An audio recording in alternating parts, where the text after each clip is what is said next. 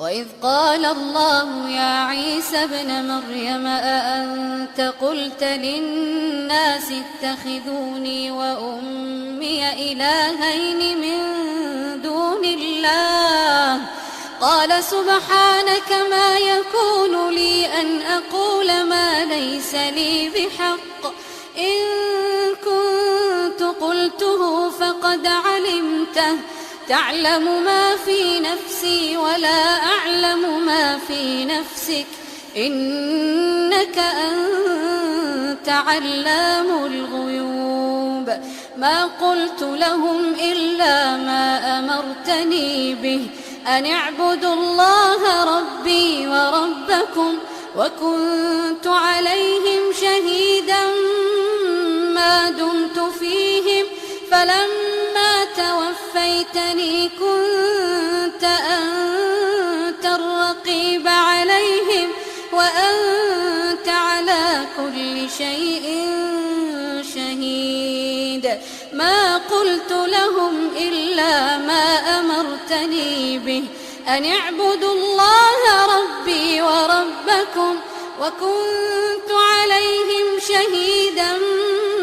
ما دمت فيهم فلما توفيتني كنت أنت الرقيب عليهم وأنت على كل شيء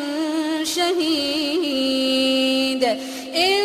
تعذبهم فإنهم عبادك إن تعذبهم فإنهم عبادك إن تعذبهم فإنهم عبادك وإن تغفر لهم فإنك أنت العزيز الحكيم قال الله هذا يوم ينفع الصادقين صدقهم لهم جنات تجري من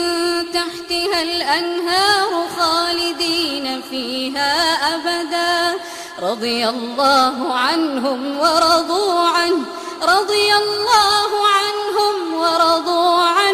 ذلك الفوز العظيم لله ملك السماوات والأرض وما فيهن وهو على كل شيء قدير